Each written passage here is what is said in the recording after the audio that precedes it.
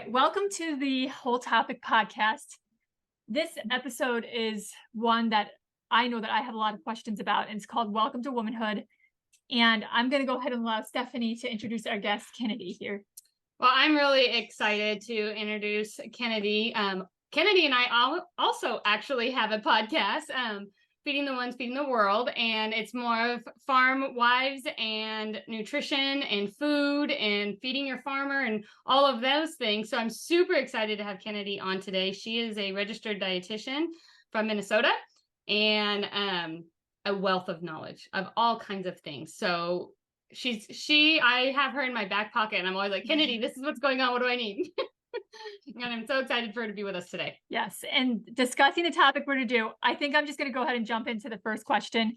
And this is to basically just describe what a monthly cycle is, like from like the time you start your period, what happened to the process, what is the beginning of the process, because I know, like I said earlier before we even pressed record, I didn't even know that until I had my sixth kid. And that's really sad. Like that I had no idea. So I want my daughters, and I know there's a lot of women out there that have talked to me. They want their daughters to be educated on this. And just before you answer that, I also want to say Kennedy does have a course that she's going to talk about more at the end of this podcast to share if anybody wants to know more information on that. So the first question is, what is the monthly cycle? What happens week by week? All right. So sorry, you'll hear my little one in her jumper behind us, but essentially what's going on, well, let me back up. So when I do education about this, I talk with women across the country. This was my first presentation I did down in Kansas 2 years ago now. And that's when Kennedy and I met. Yes. And when I did this education, it was sparked by my own journey with PCOS. So until I was 21, I didn't really have any understanding of how this worked either, because why would I? Why did I need to? So once I was diagnosed with PCOS and my physician had actually said, like, you likely will never have your own babies, I was like, you know what, we're going to do a little bit more education here on what I can do as a dietitian, and we'll look more into it. So, again, I was 21 when I learned all this. So I learned that your actual menstrual cycle begins the first day of your period, not the day after it ends. So I had no idea that that even was relevant literally until I was 21 years old. So we have 4 phases of our cycle. We've got the menstrual, follicular, ovulatory, and luteal phases, and various things are happening in those. So week to week, essentially your hormones are fluctuating, and they peak right at about ovulation, and then they fall and they're at their lowest when you're actually menstruating. So as you begin your period, so that first week of your cycle, your hormones are at the absolute lowest. And jumping right into it, we have done a lot of research that talks about like exercise and our cycle. And this is something that's really, really new, because previously they didn't focus on women. We only focused on men and exercise and research and what that looked like. So we as women had previously been told, like, oh, if you're cramping or if you don't feel good when you have your period, you don't have to work out, you shouldn't work out, whatever. What we have learned from research is that week that you're actually menstruating, with your hormones being the actual lowest that they ever will be, you are more likely to PR, you are less likely to become injured, you are more flexible, your recovery time is better. So your inflammation, your ability to get rid of it is going to be improved if you do your hardest workout on the weeks that you have your period. So then after that, your period and your hormones just I might have to take her out of there. Your hormones just gradually build up. So if we think of it like a hill, essentially as you ovulate, those hormones are at their highest. And what we want to do is focus on various nutrition strategies during those times. So let's focus, hone in right away on that menstrual cycle phase. So as we're actually like losing blood in that phase, our uterine lining is shedding, kind of trying to turn over what would have been a healthy pregnancy if we had become pregnant. But because we didn't, we're shedding that lining. In that phase, because we actually have true menstruation, what we want to do is we want to focus really heavy on red meat, those iron-rich foods, magnesium, and then antioxidants. So you'll learn when I talk about fruits and vegetables, I refer to them as their function. So antioxidants rather than fruits and vegetables, because I try to get people to pull away from looking at food like carbohydrates or proteins or whatever. Right. So what we're doing by using those strategies is we're reducing inflammation in our body. So again, we already are at our lowest level for inflammation, but why not just do a little extra for ourselves? We're also focusing on iron and magnesium. So those are two really crucial things that are lost while we menstruate and while we actually bleed. So red meat is one of our most useful tools. It's the most easily absorbed form of iron and B12 that we can give our bodies. And then magnesium, of course, is lost in blood. So focusing on things like black beans, lentils, quinoa, dark chocolate. I'm trying to think of a couple other ones, Brazil nuts, various things like that, spinach, dark leafy greens sauteed in butter. I usually tell people all of those things are really beneficial for us to focus on because they replenish those stores. So it's not unusual, again, to have mild cramping with our period. And I know we'll talk more about that later, but it's not unusual to have those things. And that's where magnesium comes into play. So usually when I'm talking with people, and if at any point in their cycle, or they're even a man or whatever, if they have headaches, migraines, Charlie horses, muscle cramping, and things like that, the first thing I go to is magnesium for them. So magnesium rich foods are going to benefit any variation of cramping in your body. I don't know if you guys want to stop me before I go to the next one. The majority of Americans today are magnesium deficient. So what she's getting on right now with magnesium is killer. That would be like the very first thing that I would ever go to for cramps is your magnesium and your food and your gut before you ever go to anything else. And I think she's spot on with the magnesium. Yeah, I've heard that too. This too. So I talk a lot about like aluminum containing deodorants and how it inhibits magnesium absorption, and that is my jam. Yes. That's the first thing she said when we met, was she was like, get your aluminum-free deodorant. And everyone was like talking. She's like, I'm serious. Get rid of them. So Kennedy, along that, you kind of touched on some of them, but what are some of the foods that we should be eating during and leading up to our cycle? So you gave us a bunch of different foods, but are there certain foods that we should be eating as we are approaching, and then once we're on it, that will really help us and our daughters? Yeah, good question. Yes. So like I said, in each phase of your cycle, different things metabolically, physiologically, hormonally, all of those things are happening. So like we said, during your menstrual cycle, obviously we're losing iron, or I guess iron and magnesium too, but we're losing blood, in turn iron and magnesium and such. So we've covered that. Now moving into the follicular phase, the next phase, the week after your periods ended. So that's about days 8 through 16 for most people. And this is more tangent that I'll go off on later about how I feel about cycles today.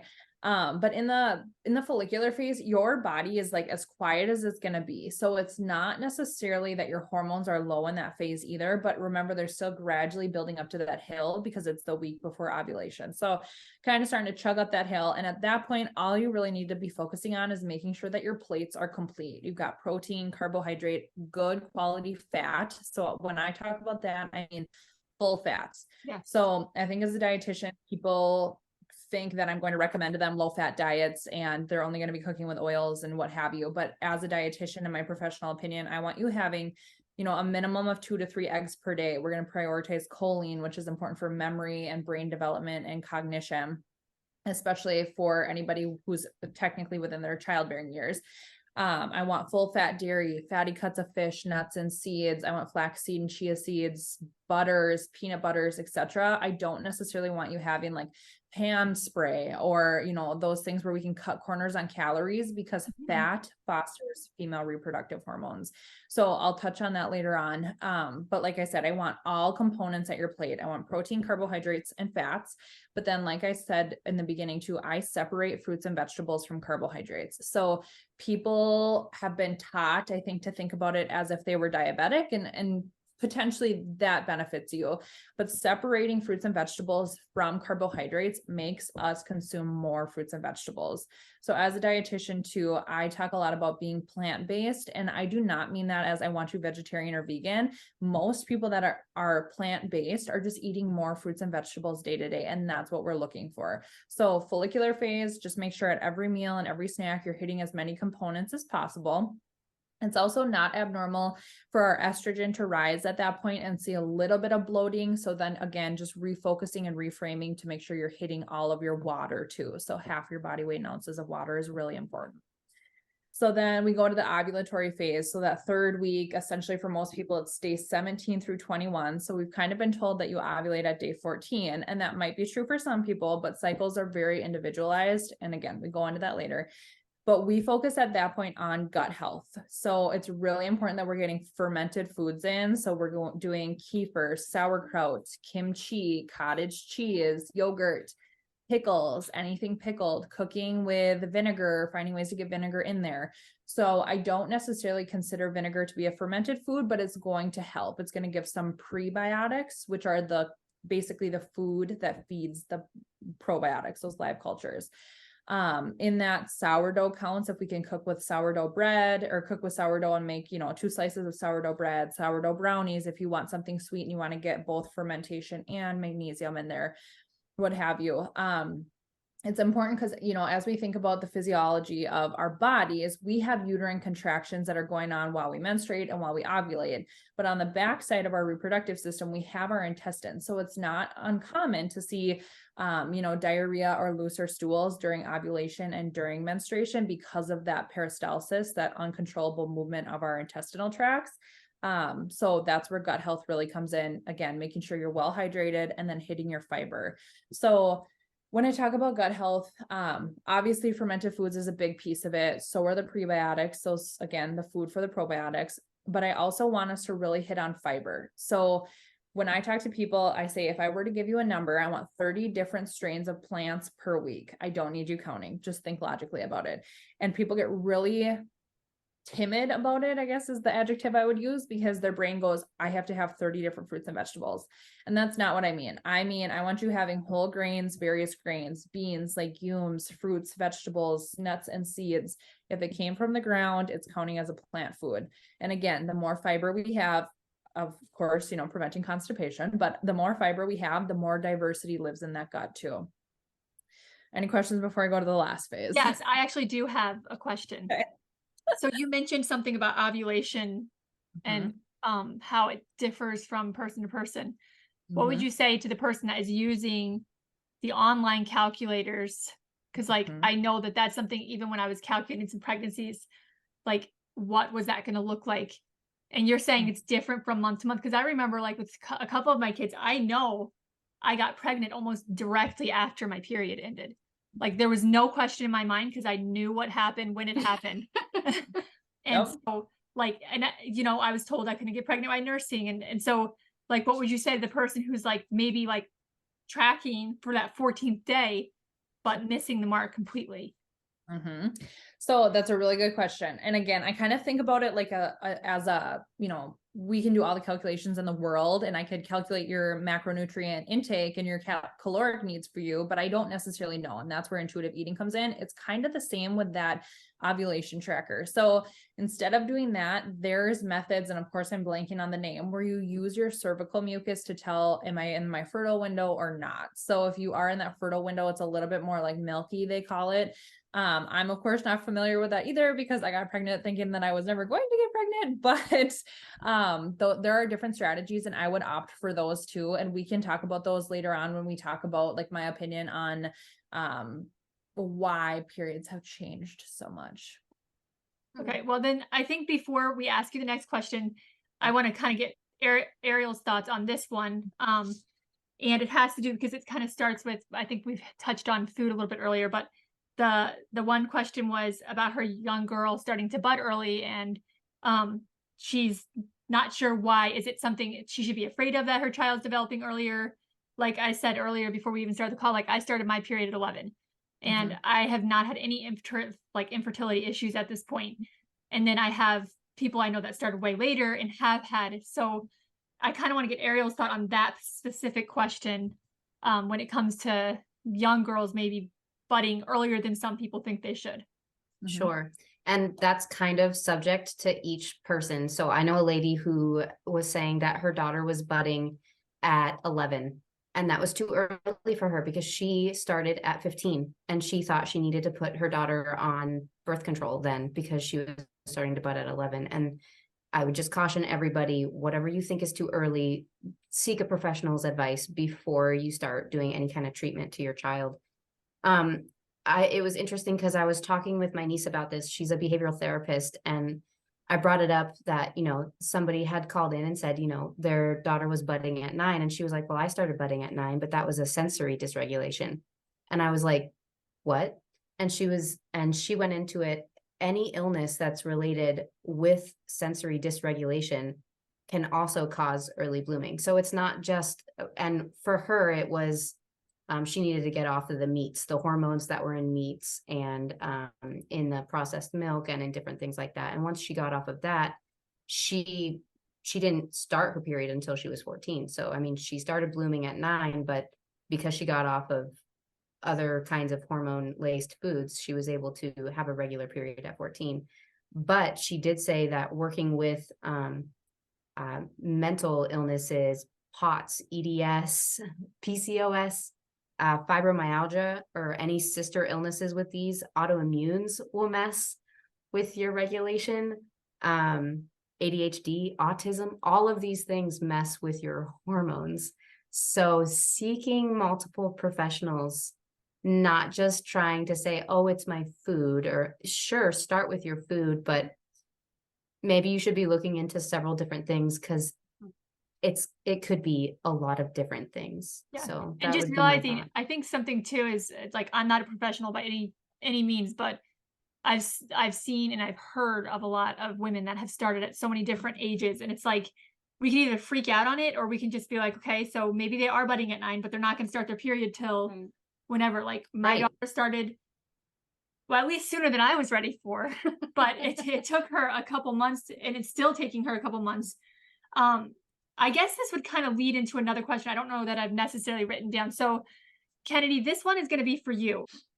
When a girl starts her periods, it usually takes her a couple months to like Regulate out. Yeah, regulate. Well, in this particular instance, it was like, I think it was like 15 or 16 days between start to finish. Like she started it and then she went, 15 or 16 days without it. And then she went on it and she was on for 7 days. And then she went off for almost a whole month. And I guess in this scenario, the only thing I could think of is it was coming closer to when mine started. And so I wondered, does it have something to do with us being in the same house? Or when should a mom be concerned if a period's too wigged out, I guess is the question. Yeah, that's a good question. And that one might be a little bit outside of my scope, but in my professional opinion, staying within that, what I think is probably your body taking a little bit of time to adjust and kind of, figure itself out, because it is such a shock to our system physiologically with what's going on.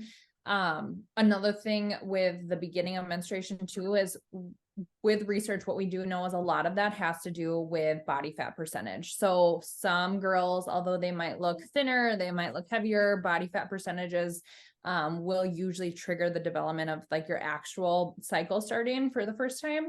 So that's why every person is so different. Now, there are various things in our environment, endocrine disruptors, plastic, BPA, aluminum, et cetera, that can also inhibit and kind of mess with our hormones and things like that too. So, if it's the beginning of their cycles and it's kind of, only a few months into it and it's still dysregulated, I don't necessarily know that that's something that I would freak out about.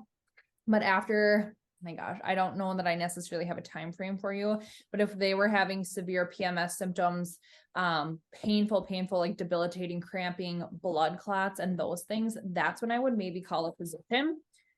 In my professional opinion, what I think about that is your physician will listen to you, but then I think they will say, here's some birth control, and they won't go to the root cause. So what I usually like to see is, looking back and reflecting on my own journey, I wish I had never gone on birth control, because I do feel like that is the culprit for my PCOS development. I went from estrogen dominance, getting on a high progesterone pill to knock that down, and came out with high testosterone and PCOS. So, I would have wished that in my own personal journey, I had gotten labs ran immediately. Now, when you go to a physician and you ask for these labs, a lot of times women or girls are denied because they don't see a need for it. I've sent people who have felt like they needed a mammogram and they were told that they were under 30, so they don't need one. Various things like that. So there are a few companies that we could link in the show notes if that's something you'd be interested in, that you could do a home hormone blood sampling, and you send it out, and 20 days later, I believe it comes back and will tell you kind of where you are.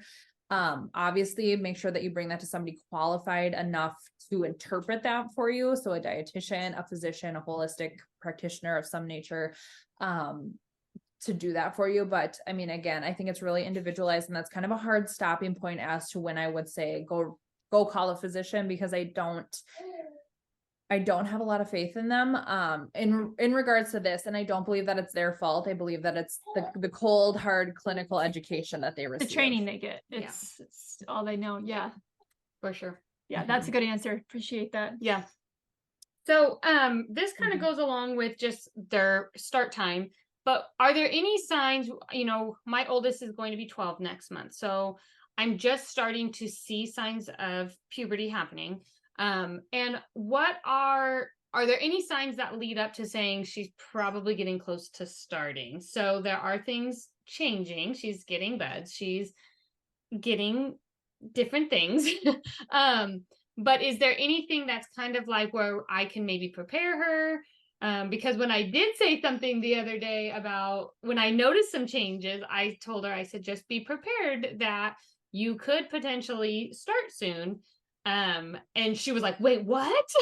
I mean, we're very open in our house, but it took her off guard. So is there any signs that I can be looking for to tell her that it's getting close?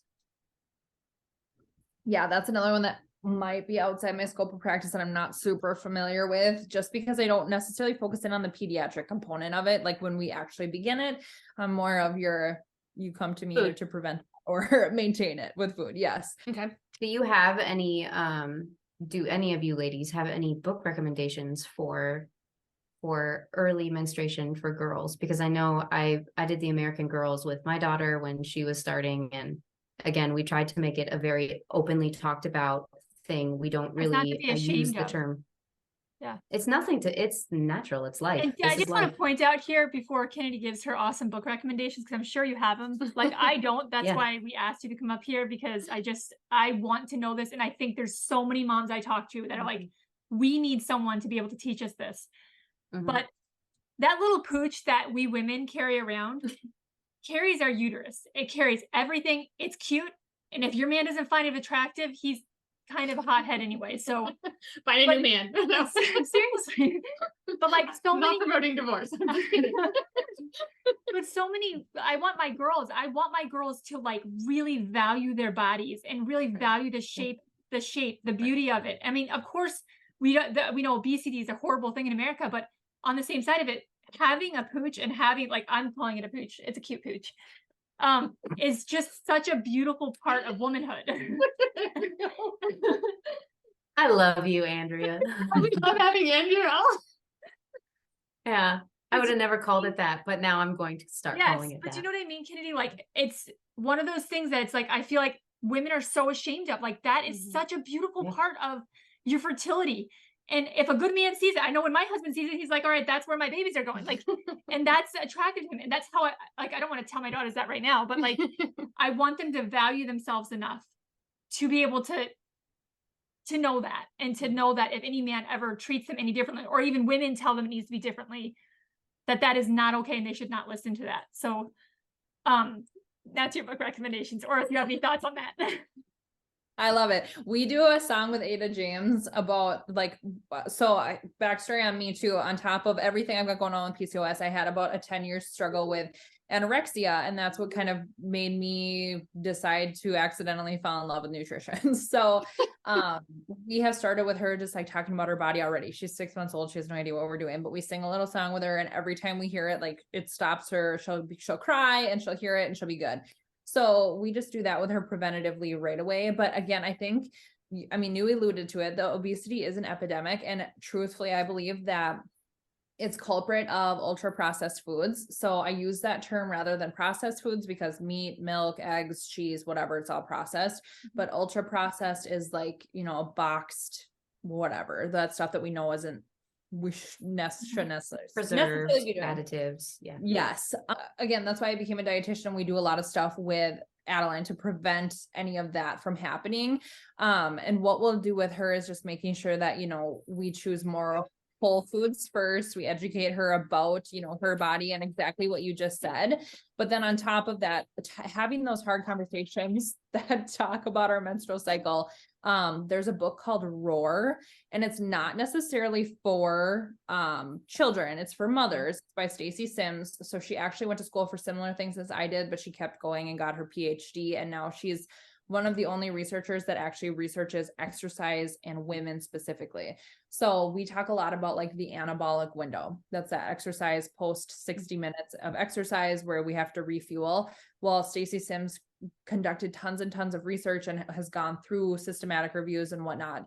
And she found that 60-minute window is specific to men, not women. So women actually have a 30 to 40-minute anabolic window, but Thank goodness. yeah. So it talks about, Good. like various things to do as far as exercise. So again, that's where I learned like you're more likely to PR, you're more flexible, you have better recovery of lower inflammation, etc. when you're on your period. Whereas most common day folk will say, oh, if you're cramping or whatever, don't go to the gym. Well, on top of that, cramping isn't necessarily normal either. So Roar would be my number one recommendation for that. And then the rest, I mean, I'm a super science-based gal, so honestly, I just read a lot of research and that's not fun for anybody. Yeah, and that's good to know. So then I guess that's going to lead into the next question. I was talking to one of my sisters the other day, and we were talking about like how our periods, when it came up, it was such a shock, and like we didn't even know, and that's all, we were just handed the pads and good luck, you have this for the rest of your life. And I don't even, my mom might have not been trained, so I'm not going to say that, like she did her best. That's what I'm going to say. But with my daughters, like my sister Rachel was like, I heard of a lady who actually put an entire basket together, and she like for her daughter, and she explained to her, and she kept like, she kind of warned her and stuff like that. Then when the time came, the little girl already knew, she was already prepared, and it was more of like, okay, this is a cool entrance into womanhood, and she had all the things ready. For me, I would like to have, I'm not making a party basket, just not a party. However, that was very sweet. And if some of you moms might be great at that, whatever, you do what you want. But I would love to have like tinctures or teas or like things like that. What can I be like, okay, so to my daughters, hey, this is the phase you're in, and these are some great things. If you feel any need or drawn to take some of these tinctures, what would those be for you? So I kind of want your thoughts on the tinctures and herbs. Yes. And that help balance emotions. That's a big thing. Yes, for sure. But again, so taking those approaches that I had previously talked about, those specific foods in each phase of your cycle, those are all things that should prevent any of those PMS symptoms, cramping, blood clots, those things. And usually my people that, I work with are anywhere from 20 to 50 something. They usually will say 2 months of consistency with that method, and their PMS symptoms are kind of gone, if not quite decreased. But some things like preventatively spearmint leaf tea, that is something that is really great for excreting excess testosterone from your body. Ginger tea is really beneficial, or ginger in general is really beneficial for anti-inflammatory benefits. Pumpkin seeds, and I'm trying to think what else. Pumpkin seeds with flaxseed, that's another thing that's going to help excrete excess testosterone. And then sunflower seed and sesame seeds are going to work with estrogen. So that's part of my course as well. It's called seed cycling. So it's something that's rather new. It's a more holistic approach to encouraging a regular period. And you do sunflower seeds and sesame seeds together for 14 days. And then you do pumpkin seeds and flaxseed together for 14 days. And let's say you have a 32-day cycle. It doesn't matter. 14 days on, 14 days on the next one, you start over again. It will usually say 3 months in the literature, but again, 2 months of doing that is going to coerce regular cycles. So 28 to 30-day cycles for most people. But as far as like teas and herbs go, you really can't go wrong with most things like ginger, turmeric, chamomile, spearmint tea, etc. Those things are all really anti-inflammatory, and then of course helping regulate estrogen and testosterone and things like that. Okay, that's honestly some of those things I've heard of, about like quite a bit of what you said in the beginning. I have it, and that's just really good to know. Yeah. So Ariel, what about you? What would you contribute to your daughters? arsenal of Yeah. tools, Mhm. herbal tools. So as an herbal medic, I'm usually the last person that people see. They usually try every other option, and usually they've already tried nutrition, they've already tried all the pills, they've tried everything, and something is still going on with their body. Something's not regulating right. So not every herb is going to be for every person. You have to do your research into the herbs. You have to figure out where you have to look at your blood clotting. You have to look at how much are you bleeding? What color is it? What's the consistency of it? And you have to think about all those things before you start going into the herbal realm.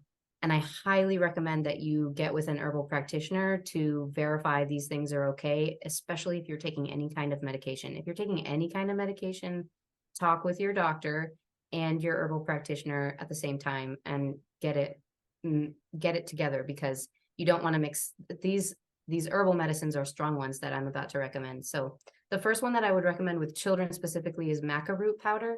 And that one balances your hormones. That one's fantastic. I've seen huge results with maca root. You can capsulate it and take it in a pill form if you'd like. That one's my favorite way to take that one.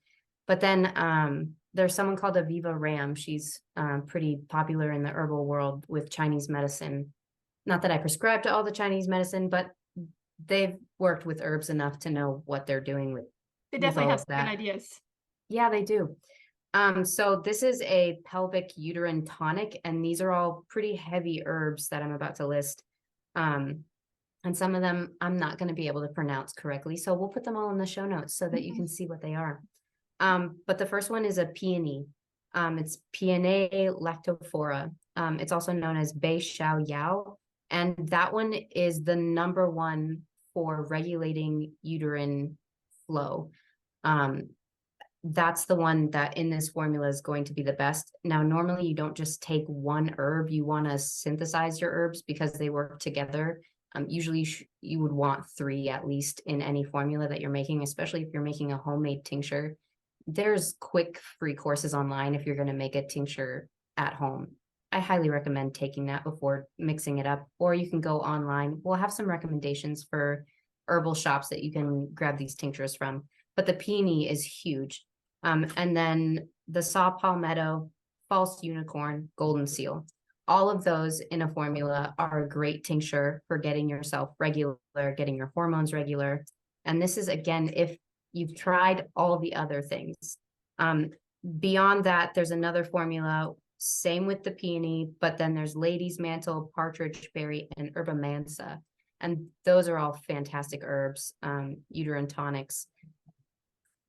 Red raspberry leaf it's an affinity for the uterus, so it wants to help your uterus do its thing.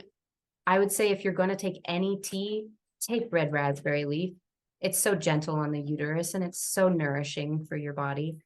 But aside from that, the maca root and magnesium, if you're not doing those things, I think those would be the places I would start with my child. If nothing else worked, if the diet didn't work and exercise didn't work, I would try maca root, and then I would go on to magnesium, and then I would consult for that formula that I gave you. And those are more of the extreme cases. Okay, so basically what you're saying is try Kennedy's route, and if that is not punching it and your child's still really struggling, then go a little deeper with some of these other things, but don't jump the gun using the more like potent tinctures.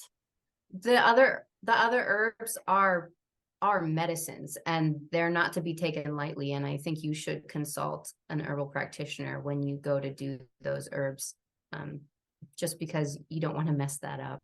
Yeah. You know. And then just on another note with the magnesium too. So when I was in my undergrad degree, we had to focus on one specific micronutrient. I chose magnesium by complete accident. So it's something that I have honestly like fallen in love with and done a lot of research on. So what we know is that our body naturally only absorbs about 30% of our dietary magnesium anyways. And for most Americans, they're not getting enough because it's in things like nuts, seeds, tuna, salmon, those not so fun things, dark leafy greens, what have you. And people aren't getting enough. So we're already delayed in that. Now, if we think about it logically, magnesium is a weaker metal. So if we cook with things like aluminum or other metals that aren't, super beneficial for us, that has to kind of fight it. So I'll use aluminum as my example. So when we use aluminum containing deodorants, aluminum is a stronger metal with magnesium, and it decreases the absorption of magnesium even further within our body. Not to mention the strong correlation we have with aluminum and breast cancer. So, putting aluminum containing deodorant into your armpits that are already near your breast lymph nodes is really not something we want to be doing. So again, getting rid of the aluminum containing deodorants and opting for a more natural one is going to be crucial. Now, with that, people struggle and they don't usually last on the natural deodorant train because it's not as effective, because aluminum is that pore clogging agent in that deodorant. So just keep your stick with you, give it 2 weeks, shop around for various ones that work for you, but it might be something that you have to reapply. You've got to go through the 2-week trial of kind of being stinky.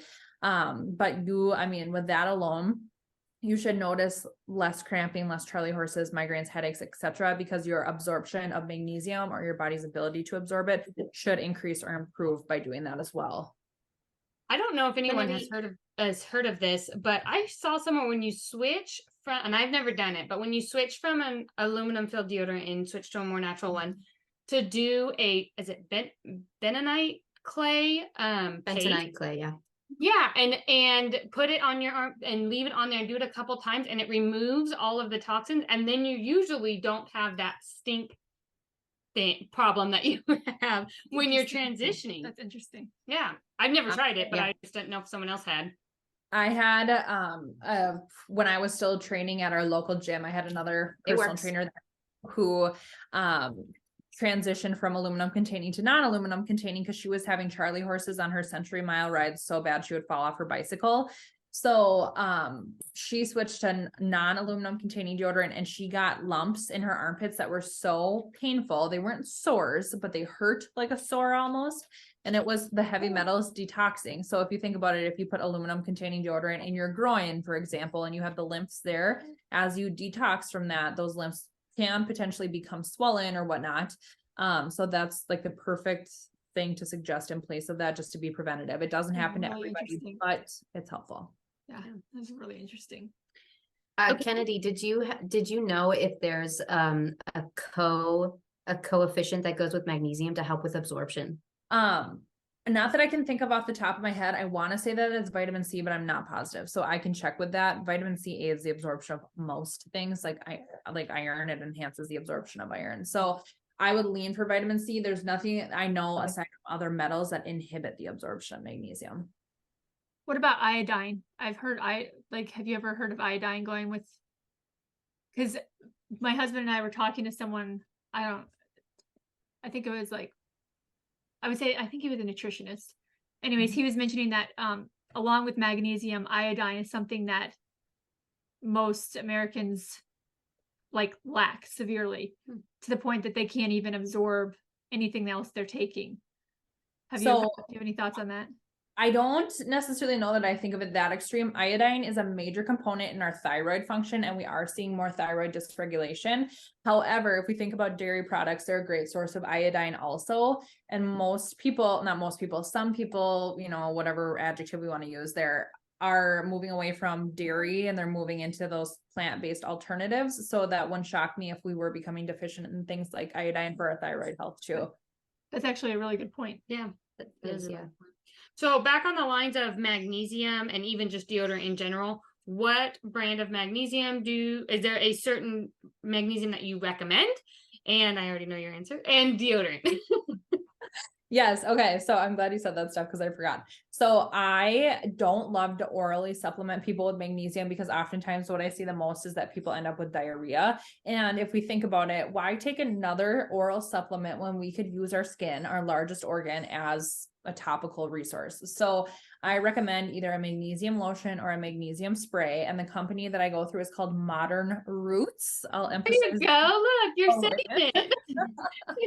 It's a Minnesota-based company. I actually worked there for about 9 months because I just loved it so much and I wanted to know as much about the products as I could. So Magnesium lotion is what it's called. And then it's called night spray. But that is like when my people have trouble sleeping or Charlie horses, muscle cramps, what have you, that is my go-to resource. And most people within a week, if not less than that, are seeing positive outcomes. So again, I can don't attest to that. Yeah. I got Yeah. night spray because of Kennedy, and it works. Like even if I wake up in the middle of the night and my mind is just all over and I cannot fall back asleep, I will spray it on my feet. I'm like, I'm get out. all over me, and it knocks me out.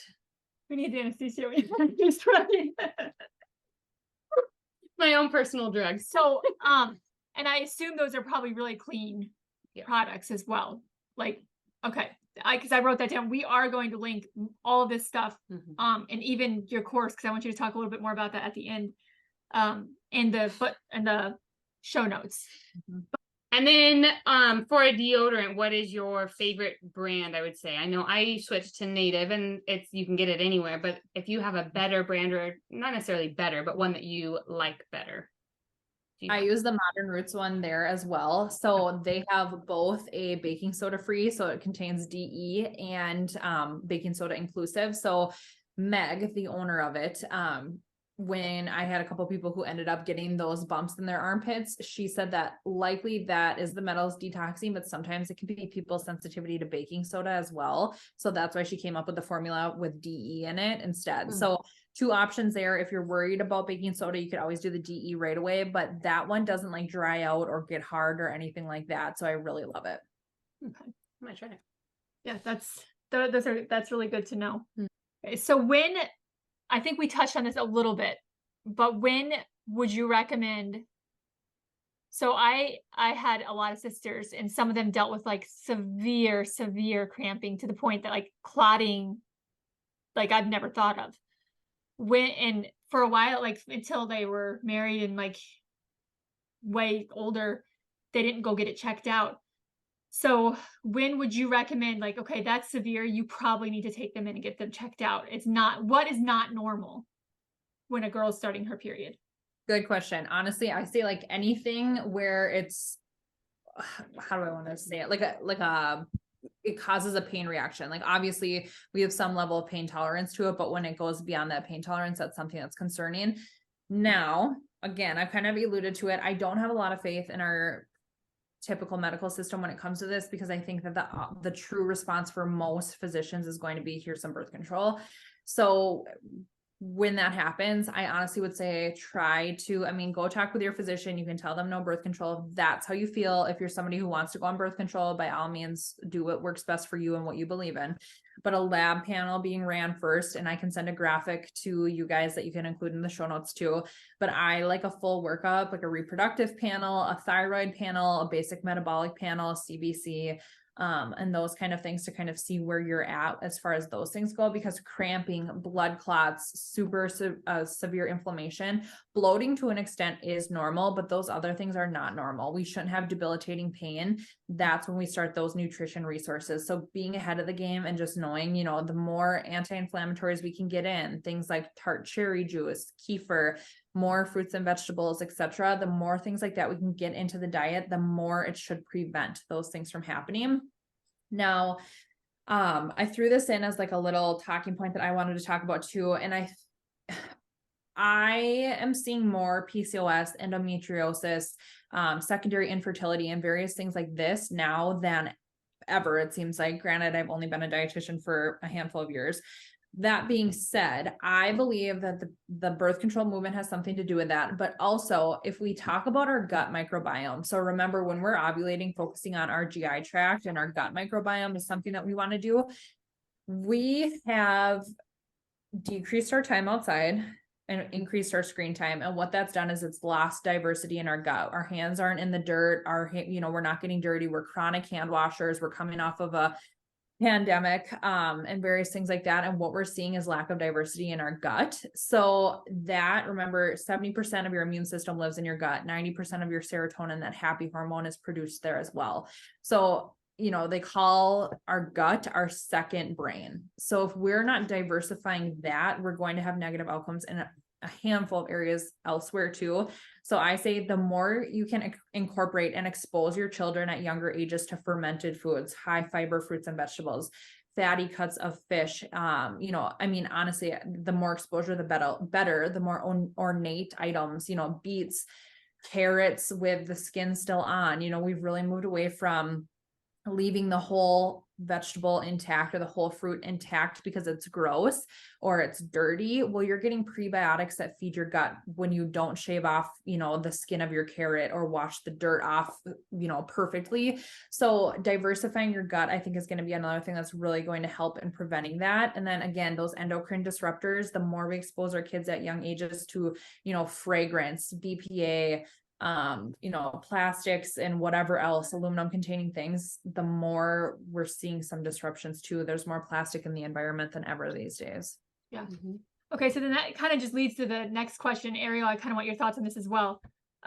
So if someone is dealing with minor cramping, like, and it's not extreme, like terrible, but it's also not enjoyable, what do you, either of you guys have recommendations for what you would give someone? Like if my daughter was like, Mom, my stomach's hurting, what can I give her as relief that's not medication but natural? Yeah, Ariel, I'll go first because I have less than you, I'm sure.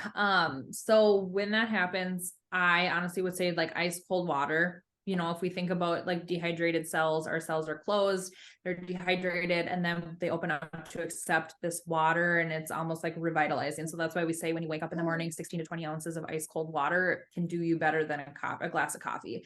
That being said, tart cherry juice is something that I am like over the moon about, just like kefir.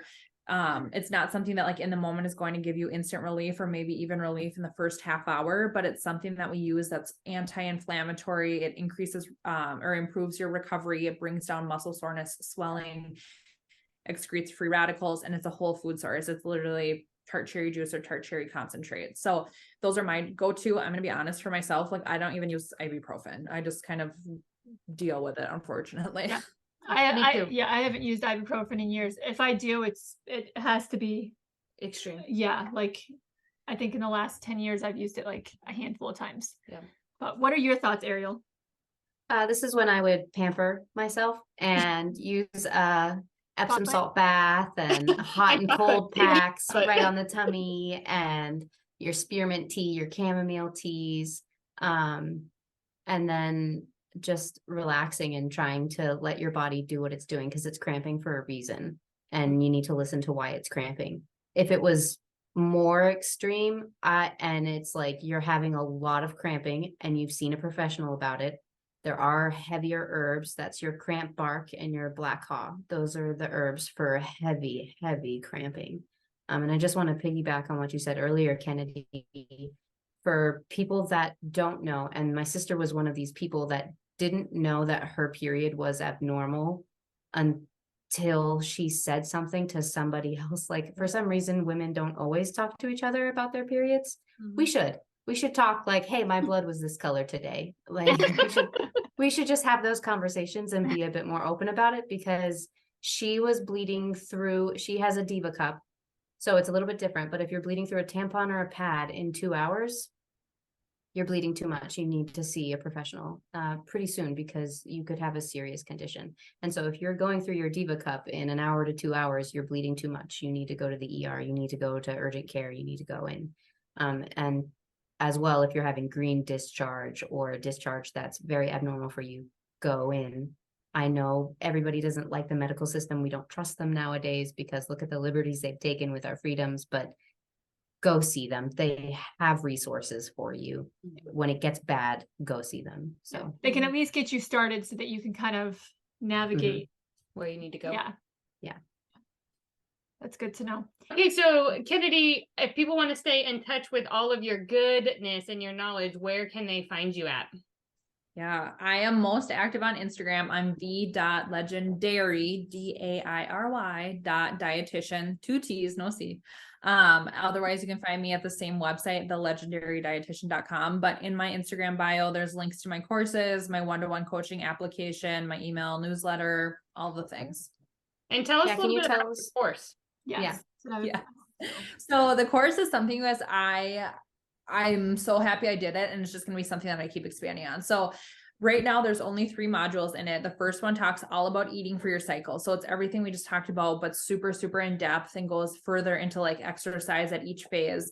Because again, we have been previously told, like, pamper yourself when you're on your period, because, I think again, it's the original man's view of like, oh, you're bleeding, you're sick, and whatever. So it talks you through exercise on your cycle, things to incorporate, various things like that. Then it works through intuitive eating and activity specific nutrition. So why intuitive eating plays into eating for your cycle is because I want to teach you how to understand what your cravings and what your body is telling you. So for example, women catch a lot of grief like, oh, you're craving chocolate. Are you on your period? That's actually a real thing, because it's your body saying, hey, you need some dark chocolate that has magnesium, because you're losing magnesium through your blood. So I've had days where I'm like, I could saute up a whole bag of spinach right now or whatever.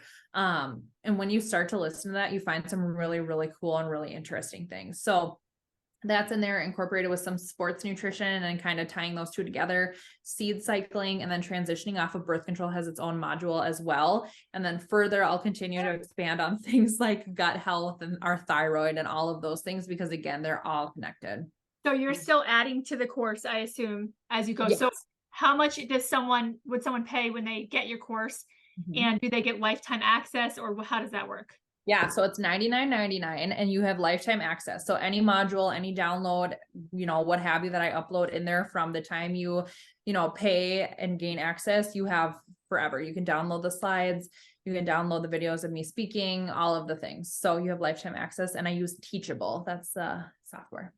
Okay, so that completes our Welcome to Womanhood episode. And honestly, I've learned so much. And since I'm in charge of editing the video, I'm going to listen to it again and probably take notes while I'm editing, because you have no idea how long I've wanted to just have, like, what do I do for my daughter? What do I do if I'm ever struck? Because I've always had fairly easy. I've never been one to really struggle. I don't want to jinx that, but I've never had really hard cycles. But just to be able to help my own girls walk through this and see the process. Well, and even if you don't have a hard cycle, but understanding food in your cycle and everything Kennedy just said, you could even have a better cycle. Yes. When you're fueling your body the right way to prepare it for all these things. And even what you said about the magnesium, I've heard that before, and it is so true, because I did end up getting a magnesium drink, because I was like I can literally sit and eat like a cup of chocolate chips sometimes, and I'm like, okay, so maybe I need to go get the magnesium drink instead of eating the chocolate chip factory out of business. I'm just really glad we did this, and I know that in the future, if we have more topics to cover, I don't know about you ladies, but I think we're going to get her back on, because it just was super informative to us. And I'm thankful for the knowledge that you gave us. And I know a lot of other women are going to be thankful for this knowledge as well. So thank you for joining us. Yeah, thanks for bringing me on. This was awesome. You've been listening to the Whole Topic podcast. To hear more, to see behind the scenes, or to get a hold of us directly, visit our socials, Facebook and Instagram, the Whole Topic podcast. If you'd like to hear more from Andrea, visit her blog at dearmark23.com, where she talks about whole foods, whole grains, and whole living. If you'd like to hear more from Stephanie, visit theranchershomestead.com, where she talks about simple living, gluten-free recipes, and farm life. If you'd like to see more from me, visit wildandforagedcare.com, where I talk about simple living, wild recipes, and natural remedies. Thank you for listening, and God bless.